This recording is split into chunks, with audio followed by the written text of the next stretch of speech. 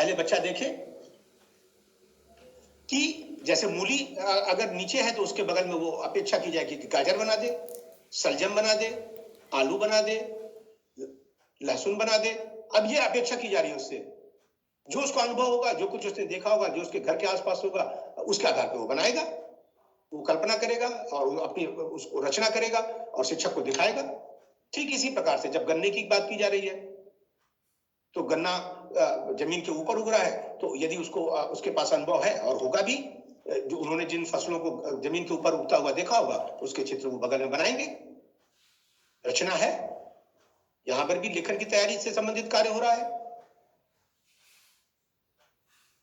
आपके बीच से जौनपुर से एक और प्रश्न आया, संकेतक क्या है? संकेतक देखिए, इसको हम जब हम सतत और व्यापक मूल्यांकन में कार्य कर रहे थे और वहां पर हम लोगों ने संकेतक को इंडिकेटर के रूप में कहा था अंग्रेजी में कि ये इंडिकेटर्स है। और संकेतक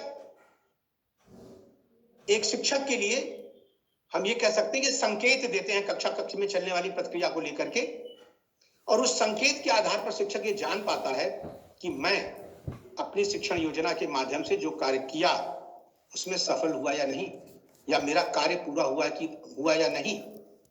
इसको हम संकेतक के रूप में देखते हैं, एक इंडिकेटर के रूप में देखते हैं। जैसे यदि मेरी अपेक्षा है कि बच्चे क, म और ल इन 3 ध्वनियों को पहचान ले, और इसको लेकर के मैंने पाठ योजना बनाई, कार्य किया। और यदि संकेतक की बात करें तो ये संकेतक अर्थात मैं क्या देखना चाहता हूं कक्ष में अपने कक्षा शिक्षण के बाद, कि बच्चे जहां कहीं भी क लिखा हो उसको देखते ही बोल दे ये ध्वनि, वो उच्चारित कर दे कि क है। जहां कहीं भी म की आकृति बनी हो उसको देखते बच्चे बोल दे सर ये म लिखा है, मैडम ये म लिखा है। और जहां कहीं भी ल लिखा हो उसको देखते ही बच्चे उच्चारित कर दे। अब जैसे ही उनको देखते ही बच्चे उच्चारित करते हैं तो हमें पता चल जाता हो ये संकेतक तो हमने जो निर्धारित किया था, बच्चे यहां तक पहुंच गए तो मेरा ये काम पूरा हुआ। तो उसी को हम कहते हैं इंडिकेटर, संकेतक। एक और प्रश्न लखीमपुर खीरी से आपके बीच से आया है कि स्थानीय भाषा को शिक्षक नहीं समझता तब क्या करे? यह भी एक प्रश्न है और यह एक बहुत बड़ा प्रश्न है शिक्षकों के लिए, जब उनका ऐसी जगह पर पदस्थापन है जब जहां के वो रहने वाले नहीं है, उस स्थानीय भाषा को नहीं समझ पा रहे हैं। और आपने देखा होगा कि जब RTE 2009 जो डॉक्यूमेंट हमारे बीच आया तो वहां भी ये कानूनी रूप से इस बात को कहा गया कि जहां तक संभव है शिक्षक स्थानीय भाषा और मातृभाषा में कक्षा शिक्षण करें। और यही बात NEP 2020 ने भी कहा कि शिक्षक स्थानीय भाषा में शिक्षण कार्य करें, और यही नहीं, प्राथमिक स्तर पर बच्चों की कक्षा शिक्षण स्थानीय भाषा में ही होनी चाहिए। अब बात आई कि शिक्षक यदि नहीं जानता है तो नहीं जानता है तो बच्चों के सापेक्ष शिक्षक की उम्र बहुत ज्यादा है और बच्चों के सापेक्ष शिक्षक का अनुभव बहुत अधिक है और बच्चों के सापेक्ष उसे भाषा के शब्दों को ग्राह्य करने की क्षमता भी बेहतर होती है। तो हम सबको भी बच्चों की तरह ही प्रयास करना होगा, उन्हें सीखना होगा, क्योंकि यह हमारे कार्य की आवश्यकता है, ये हमारे प्रोफेशन की रिक्वायरमेंट है। तो जब तक हम उनके स्थानीय शब्दों को नहीं सीख पा रहे हैं हमें निरंतर प्रयास करना होगा। हो सकता है कि आप पूरी तरह से न बोल पाए, फिर भी जो वार्तालाप कक्ष में हो रही है, जिन शब्दों का प्रयोग हो रहा है, जैसे बच्चे वाराणसी की बात यदि करें तो यहाँ बच्चे क्लासरूम में बोलते हैं कि पहले की स्थितियां थी कि सर हम खोरी नहीं लाए, सर हमारे पास मिटौना नहीं है। तो अब शिक्षक को समझना होगा कि खोरी का क्या तात्पर्य है, मिटौना ये क्या कह रहा है, ये क्या कहना चाह रहा है। तो जब धीरे धीरे इन शब्दों से बार बार वो रूबरू होगा वो सीख लेगा। अब जानता है शिक्षक बनारस का कि खोरी का मतलब वो कटोरी की बात कर रहा है और मिटौना का मतलब वो इरेजर की बात कर रहा है। तो शिक्षक ने इन बच्चों से सीखा, परिवेश से सीखा, क्योंकि ये आवश्यकता है। आगे चलते हैं। देखिए यहां पर जो ध्वनि जागरूकता पर जो हम लोग शुरुआत में बातचीत कर रहे हैं स्कूल की तैयारी में, और उसको लेकर के यहां पर पहिया और पहिए की बात की जाइए कि किसमें कितने पहिए हैं। देखिए ये भी एक बच्चों का अनुभव है, जो कुछ भी उन्होंने अपने घर के आसपास देखा है उसके आधार पर किस यातायात के साधन में कितने पहिए हैं उसको लेकर के बातचीत की जा रही है। जैसे पानी का जहाज, अब यदि उसके पास अनुभव है तो वो अपनी बात कहेगा कि शायद इससे पहिए नहीं होते, और नहीं है तो वो रुकेगा। अब शिक्षक यहाँ पर मार्गदर्शक की भूमिका में आएगा और उसको वो फैसिलिटेट करेगा, जिसे हम कहते हैं स्कैफोल्डिंग। तो स्कैफोल्डिंग करेगा, उसकी मदद करेगा, तो उसकी शिक्षक की मदद से बच्चा इसको पूरा कर पाएगा, उनके चित्र दिखाएगा यथासंभव, और फिर कहेगा देखो ये पानी का जहाज है, ये इसका चित्र है, बताओ इसमें कहाँ पहिए हैं, उससे रिलेट करेगा। और यहाँ पर उन्हीं जो यहाँ पर चित्र में भोपू दिया गया है, बस दिया गया है, सिटी दिया गया है, अब उनकी कैसी ध्वनियां निकलती हैं इसको लेकर के बातचीत की गई है। और फिर जो सवारी आपको सबसे अच्छी लगती है उसका चित्र बनाओ, फिर बच्चों को चित्र बनाने का अवसर दिया गया है।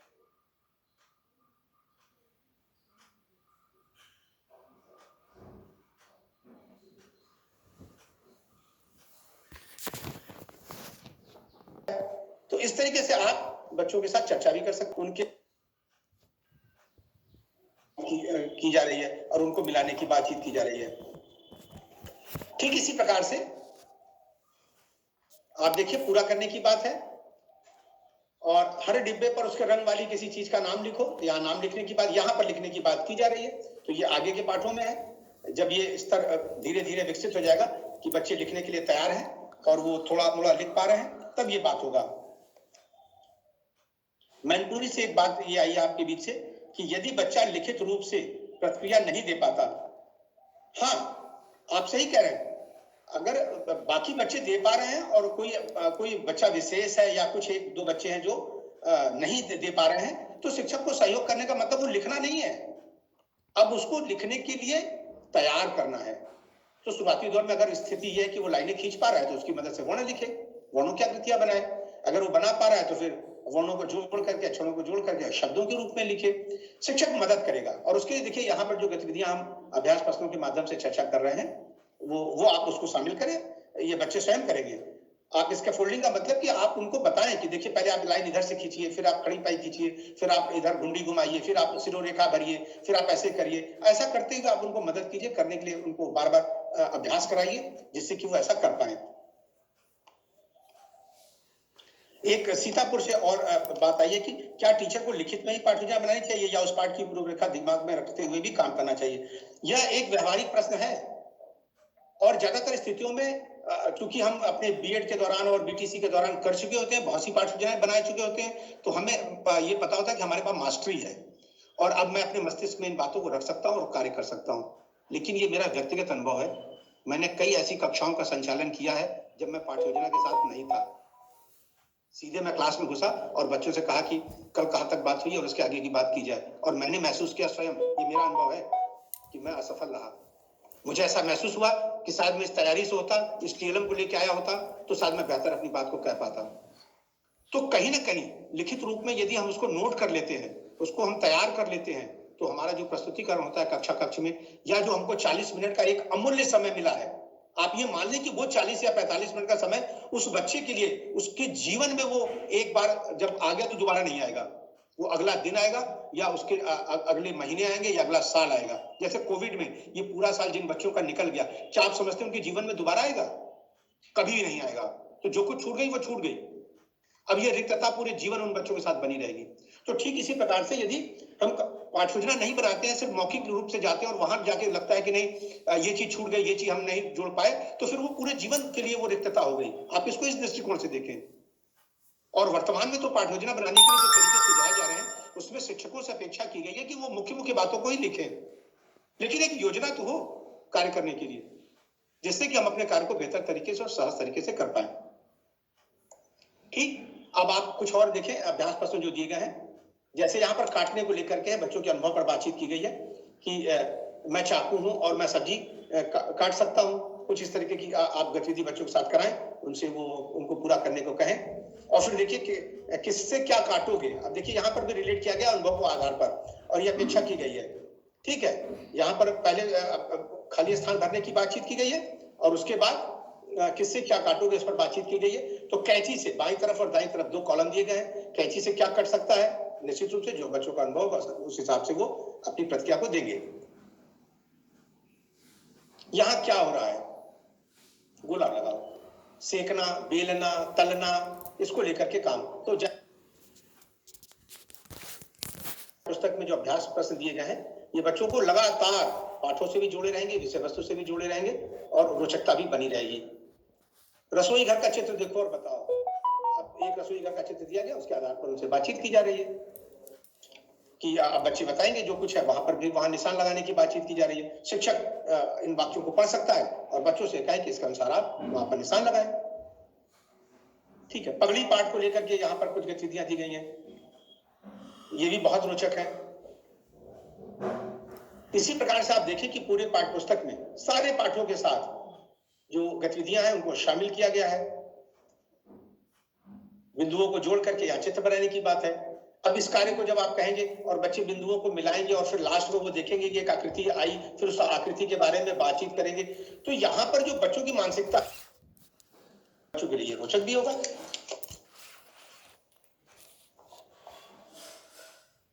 आगे बढ़ते हैं और भी देखें, ये कुछ गतिविधियां यहाँ दी गई हैं। निश्चित रूप से आपने पाठ्य पुस्तकों को देखा होगा और देख भी रहे होंगे, उसके आधार पर आप सारे पाठों में शामिल जो अभ्यास कार्य हैं उनको देख सकते हैं। ये आपके लिए बहुत ही रोचक है जब आप इनको बच्चों के साथ साझा करेंगे।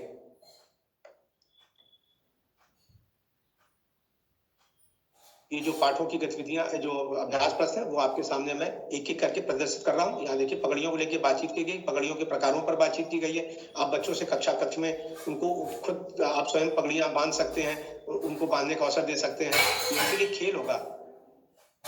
यहाँ पर कम ज्यादा की बात की जा रही है, ऊपर नीचे की बात है कि कौन सा भारी है। तो जब सीसॉ झूले पर होगा तो कौन भारी होगा, तो ऊपर की तरफ जाएगा या कौन नीचे की तरफ जाएगा।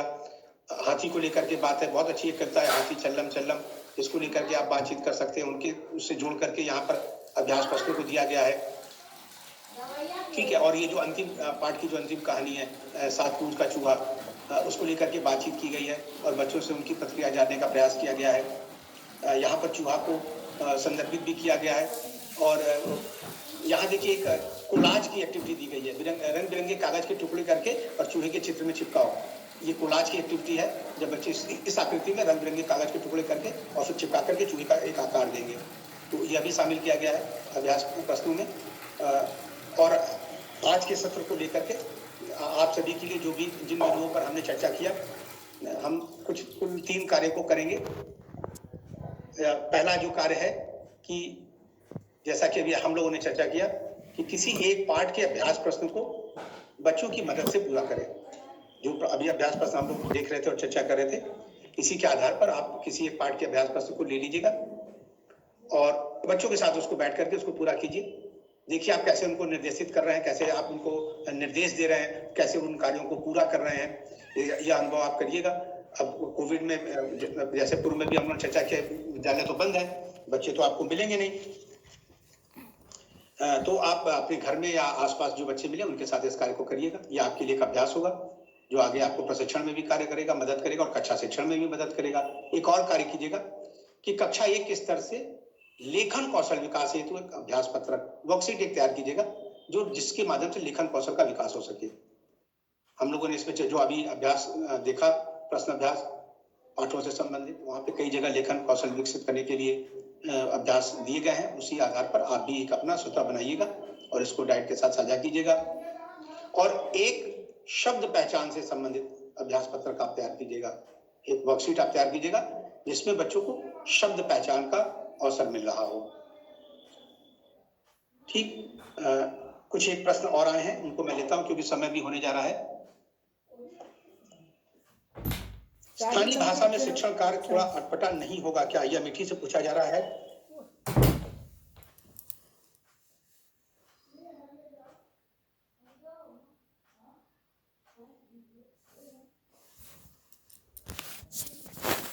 बात को सीख पाइएगा।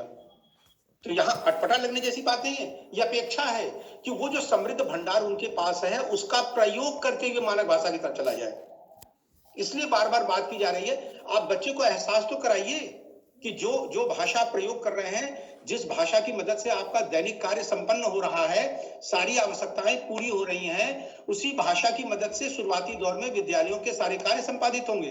हम उसी भाषा में बातचीत करेंगे, हम उसी भाषा में कहानियों को साझा करेंगे, हम उसी भाषा में सारे अपने कार्य करेंगे और धीरे धीरे हम आपको फिर मानक भाषा की ओर ले चलेंगे। एक और प्रश्न आया बुलंदशहर से कि क्या 90 दिनों के अभ्यास में केवल मौखिक कार्य कराए जाएंगे? आप देखेंगे वो मैंने साझा भी किया था, अब वो फिर आपके साथ वो हार्ड कॉपी में भी साझा किया जाएगा। वो 90 दिनों में मुख्य रूप से मौखिक भाषा विकास है, फिर धीरे धीरे हम वर्णों की पहचान पर काम करेंगे, फिर हम शब्दों की पहचान पर काम करेंगे, साथ में हम चित्रों पर बातचीत करेंगे और अंत में जाते जाते हम बच्चों के साथ लेखन का जो शुरुआत है उस पर हम उनकी जो फंडामेंटल जो एक्सरसाइज है वो कराएंगे और फिर उनको हम वर्ण लेखन, शब्द लेखन और सरल वाक्य लेखन तक ले जाएंगे। तो 9 महीने का जो ये एक हमारे पास जो कार्य योजना होगी जो आपके साथ साझा की जाएगी, उसमें क्रमशः धीरे धीरे हम आगे बढ़ेंगे, हम एक दिन में नहीं बढ़ेंगे। और एक बीच और आपकी बात मैनपुरी से आई है, शब्द और चित्र से संबंध कैसे स्थापित किया जाए? शब्द और चित्र से संबंध स्थापित करने के लिए ये समझ जो बच्चों के पास अनुभव होता है उसके आधार पर ये होता है। और हम लोगों ने पूर्व में भी चर्चा किया था लोगोग्राफिक रीडिंग। लोगोग्राफिक रीडिंग का मतलब जब बच्चे शब्दों को आकृति के आधार पर देखते हैं। आप एक चूहा बना दीजिए, उसके बगल में चूहा लिख दीजिए और आप चूहा दिखाइए और जो चूहा लिखा उस पर आप उंगली रखिए, पॉइंटर रखिए और कहिए चूहा चूहा चूहा। 10 बार ऐसा करिए और 11वीं बार उस चित्र को हटा दीजिए, केवल उस शब्द को दिखाइए, बच्चा उसको देखते कहेगा चूहा। तो ये जो उसने कार्य किया, उस शब्द को देखते ही बोल दिया जबकि चित्र हट गया, क्योंकि उसने लोगोग्राफिक रीडिंग की। ठीक, तो ये तरीका आप उसको अपना सकते हैं। एक प्री प्राइमरी से बच्चे पढ़कर नहीं आ रहे, तो अप्रैल आप लिख रहे से उन बच्चों का शिक्षण कैसे होगा, बुलंदशहर से पूछा गया। हाँ, ये आपने बहुत सही सवाल उठाया है कि प्री प्राइमरी से बच्चे पढ़कर नहीं आ रहे हैं। यही तो हमारे लिए हमको देखना है, हम शिक्षकों को यही तो देखना है कि प्री प्राइमरी से बच्चे पढ़ के नहीं आ रहे हैं। वो आंगनबाड़ी से भी हो सकते हैं, आंगनबाड़ी से नहीं भी हो सकते हैं, कई स्थितियां उनके साथ हो सकती हैं। तो शुरुआती दौर में हम शिक्षण में केवल मौखिक भाषा को लेकर के कार्य कर रहे हैं। हम डे 1 से लिखने का कार्य उनको नहीं दे रहे हैं, हम डे 1 से ही उन पर वर्ण पहचान का कार्य नहीं करने जा रहे हैं। हम जो क्षमताएं जो स्थितियां उनकी हैं उनको ही सम्मानित करते हुए उनको ही प्रयोग करते हुए हम उनके साथ शिक्षण कार्य कर रहे हैं शुरुआती दिनों में। आप ऐसा देखेंगे कार्य योजना पूरी जो आपके साथ साझा होगी। कोरी स्लेट होकर आते हैं, क्या करें? बच्चे कोरी स्लेट होकर, ये उन्नाव से आया है। सर, मैडम जिन्होंने भी ये प्रश्न किया है, शायद हमको अपने विचार में संशोधन करने की आवश्यकता है। यह पहले कहा जाता था कि बच्चे कोरी स्लेट होते हैं। बच्चे कोरी स्लेट कभी नहीं होते। उनके पास लगभग 1500 शब्दों का एक बहुत बड़ा भंडार होता है। घर में काम करने का, माता पिता से बातचीत करने का, अपने दैनिक क्रियाओं को करने का एक बहुत बड़ा अनुभव होता है। वो अपने विचारों को, अपनी भावनाओं को, अपने अनुभवों को व्यक्त कर सकते हैं। इवन 6 माह का बच्चा जब माँ की गोद में होता है तब भी उसको भूख लगती है, या जन्मजात बच्चा या अपने भाई बहन के साथ कर पाए या अपने दोस्तों के साथ कर पाए। तो यदि ऐसा कोई आप दे पाते हैं तो बेहतर आप दीजिए, इसमें कोई वो नहीं है। अभ्यास पत्रक के बारे में बरेली से पूछा गया है। अभ्यास पत्रक का मतलब होता है वर्किंग शीट जिसको हम कहते हैं। तो वर्किंग शीट का मतलब जैसे A4 साइज पेपर हमने ले लिया और उस पर कुछ चीजों को लिख दिया, उसमें रिक्त स्थान भरने को दे दिया, या कोई चित्र बना दिया उसमें रंग भरने को दे दिया, या कोई चित्र राइट साइड में दे दिया, लेफ्ट साइड में शब्द लिख दिया। उनके आधार पर बच्चों से कहा आप इनको मिलाएं चित्र के आधार पर शब्दों को। इस तरीके की जो कुछ चीजें हम बच्चों को देते हैं जिस पर बच्चे स्वयं काम करते हैं, तो उनको हम अभ्यास पत्रक कहते हैं। ये A4 साइज शीट पर आप दे सकते हैं या किसी उनकी नोटबुक पर आप दे सकते हैं। तो ये बेहतर होता है और सरल होता है कि हम A4 शीट पर कोई चीज खुद घर में बैठ करके फैब्रिकेट कर लें, विद्यालय में फैब्रिकेट कर लें और फिर उसका फोटो स्टेट करा के 20, 25, 30 बच्चे जितने उनको वितरित कर दें, उनसे फिर वो कार्य कर लें। तो बीच से मैंने प्रयास किया कि जो भी प्रश्न आए मैं उनको सबसे पहले यह जानने का प्रयास करते हैं कि अभ्यास प्रश्नों का उद्देश्य क्या होता है।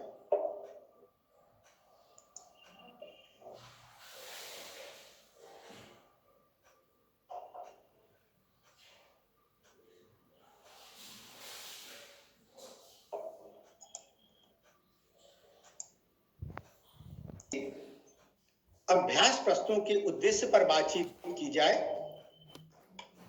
तो हम इस प्रकार देख सकते हैं कि अभ्यास प्रश्नों की मदद से हम जो पाठ से संबंधित विषय वस्तु है उसको और बेहतर बनाने के लिए या बच्चों में उसकी समझ विकसित करने के लिए हम अभ्यास प्रश्नों को शामिल करते हैं। यदि रिमझिम पाठ्यपुस्तक की बातचीत की जाए जो विशेष रूप से भाषा के लिए तैयार की गई है, तो यह पाठ्यपुस्तक बच्चों में भाषाई दक्षता विकास के लिए भी कार्य करती है। इसमें अभ्यास प्रश्नों की मदद से भाषाई दक्षता को विकसित करने की बात की गई है। एक और उद्देश्य अभ्यास प्रश्नों का कि अभ्यास प्रश्नों के माध्यम से हम जो पाठ की विषय वस्तु है उसको और हम रोचक बना लेते हैं। कई तरीके की गतिविधियां हम अभ्यास प्रश्नों के माध्यम से शामिल करते हैं, जिनमें व्याकरणिक पक्ष भी होते हैं, खेल भी होते हैं, कुछ करने को होता है, प्रोजेक्ट वर्क होता है। ऐसी छोटी छोटी गतिविधियों को जब हम अभ्यास प्रश्नों में शामिल करते हैं जो पाठ की विषय वस्तु के आधार पर होती है, तो हमारा जो अभ्यास प्रश्न का उद्देश्य है वो पूर्ण होता दिखता है। ठीक इसी प्रकार अभ्यास प्रश्नों के ही माध्यम से विषय वस्तु के को लेकर के जब हम बच्चों से बातचीत कर रहे होते हैं तो उस वक्त तो अवसर मिलता ही है, साथ में अभ्यास प्रश्न भी जो वहां पर शामिल किए गए हैं वे भी यह अवसर देते हैं बच्चों को कि वे तर्क, चिंतन और जो उनका पूर्व ज्ञान है, अनुभव है, उसके आधार पर वहां जो कार्यों की अपेक्षा की गई है वो उसको संपादित करें, वो उसको पूरा करें और शिक्षक उनकी मदद करें। ठीक इसी प्रकार जो पाठ की विषय वस्तु है उसके आधार पर उस विषय वस्तु को विस्तार देना और साथ ही और बेहतर समझ विकसित करने के लिए बच्चों ने जो कुछ सीखा उसका मूल्यांकन करने के लिए भी अभ्यास प्रश्नों की आवश्यकता होती है। और जब बच्चे अभ्यास प्रश्नों के माध्यम से जो कार्य उन्हें दिए जाते हैं, जब उनको वो लिख करके व्यक्त करते हैं, लिखित कार्य करते हैं, तो साथ ही साथ उनका लेखन कौशल भी विकसित होता है।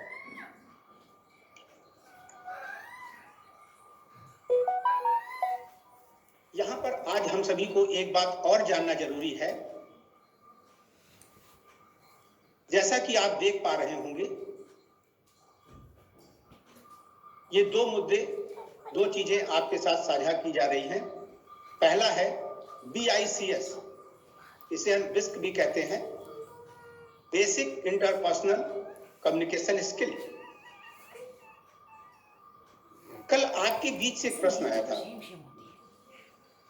ये कहा गया था कि जो बच्चे शून्य हैं, जिन्हें कुछ भी नहीं आता, उनके साथ कैसे पठन का कार्य किया जाए या उनको कैसे बताया जाए, कैसे पढ़ाया जाए। ये जो बेसिक इंटरपर्सनल कम्युनिकेशन स्किल है, यह हर बच्चे के पास होता है जब वो विद्यालय में प्रवेश लेता है। ये है क्या? ये वो भाषा की बात की जा रही है जो वो अपने घर में प्रयोग करता है और जिसके माध्यम से वो कम्युनिकेट करता है, अपनी बातों को संप्रेषित करता है, अपनी आवश्यकताओं की पूर्ति करता है, और ये स्किल उसके पास होती है। वहां पर शून्य जैसी कोई भी बात नहीं है। यदि भाषाई दक्षता को देखा जाए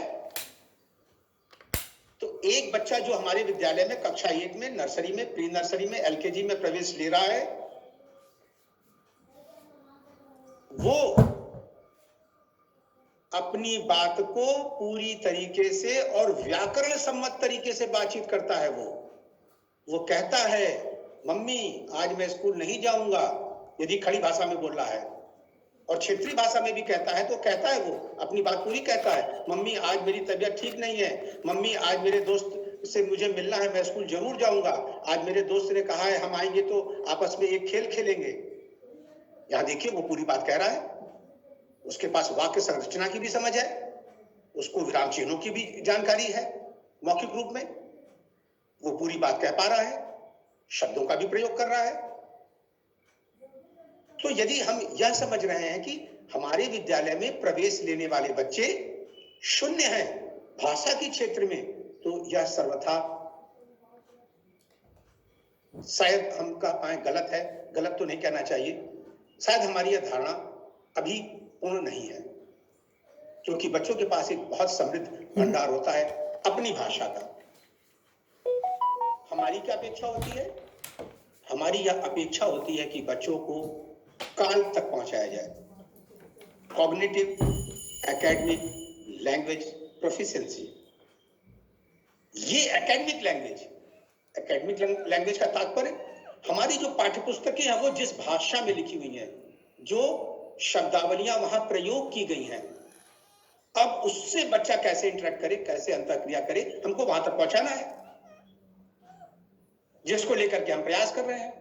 चाहे वो वर्णों की पहचान हो, अक्षरों की पहचान हो, शब्दों की पहचान हो, उनको बोलना हो, वाक्यों को पढ़ना हो, अर्थ ग्रहण करना हो, लिखित रूप से उसको संप्रेषित करना हो, मौखिक रूप से संप्रेषित करना हो, अपनी समझ के अनुसार प्रतिक्रिया देना हो, इत्यादि इत्यादि बातें। और वहां पर जहां कॉग्निटिव एकेडमिक लैंग्वेज प्रोफिशिएंसी की हम बात करते हैं और बच्चों को वहां तक उनको प्रोफिशिएंट करने की बात करते हैं, तब हमको उनके साथ मार्गदर्शक के रूप में कार्य करना होता है। और इसमें अभ्यास प्रश्न बहुत ज्यादा मदद करते हैं, क्योंकि जब बच्चों से हम अभ्यास प्रश्न के माध्यम से समझ विकसित का कार्य करने के लिए तत्पर होते हैं या अग्रसर होते हैं, तो वहां यह अपेक्षा होती है कि उस वर्कशीट में या उस किताब में या जो कार्य दिया गया है वो बच्चे उसको मानक भाषा में लिखें। और जबकि उसके पास, उन बच्चों के पास एक समृद्ध भंडार है बिस्क का, जिसमें वो मौखिक रूप से अभिव्यक्त कर पा रहे हैं, तो बिस्क से कैल्प तक पहुंचने का जो रास्ता है वो हमको उनको तय करा रहे हैं। और इसमें अभ्यास प्रश्नों की एक बहुत महत्वपूर्ण भूमिका होती है। ठीक इसी प्रकार हमें अभ्यास प्रश्नों को लेकर के जब हम बच्चों के बीच में हैं, तो हमें दो चीजों का और ध्यान रखना है। एक है जिसे हम कहते हैं ICQs, इंस्ट्रक्शंस चेकिंग क्वेश्चंस। आइए इनके बारे में जानते हैं। विशेष रूप से जब हम कक्षा 1 के बच्चों के साथ कार्य कर रहे हैं, वे बच्चे जो लगभग 6 वर्ष आयु वर्ग के हैं वो, और कक्षा कक्ष में हैं, शिक्षक अभ्यास प्रश्नों के माध्यम से उनसे उनका आकलन करना चाहता है समझ का, या जो पाठ की विषय वस्तु है उसका विस्तार चाहता है, या उसको उनकी समझ को और समृद्ध करना चाहता है। तो ऐसी स्थिति में वो कैसे उनके साथ कार्य करे? तो यहां पर बहुत जरूरी है कि हम जो भी इंस्ट्रक्शंस दें, जो भी हम बच्चों को निर्देश दें कुछ भी करने के लिए, तो हम उसको चेक करें एक बार, और उसके लिए हमें प्रश्न करने की आवश्यकता है। जैसे आपने कोई कार्य बच्चों को दिया, किसी पाठ विशेष में या किसी पृष्ठ पर कोई कार्य लिखा हुआ है जो आप चाहते हैं कि बच्चों के माध्यम से उसको पूरा कराया जाए। आपने एक बार निर्देश दिया, बच्चे छोटे हैं, किसी ने सुना, किसी ने नहीं सुना, किसी ने उसको दूसरे तरीके से सुन लिया। अब जब कार्य का संपादन होगा तो आप देखेंगे हर बच्चे अलग अलग तरीके से कार्य कर पा रहे हैं या कर रहे हैं, तो आपको लगेगा कि नहीं, अब हमें इन्हें पुनः दोबारा बताने की आवश्यकता है, और आपका कुछ समय उसमें व्यय हो गया। तो इससे बेहतर है कि शुरुआत में ही जब हम बच्चों को कोई निर्देश दें तो फिर आप उसको चेक कर लें, जिसे हम कहते हैं इंस्ट्रक्शन चेकिंग क्वेश्चंस।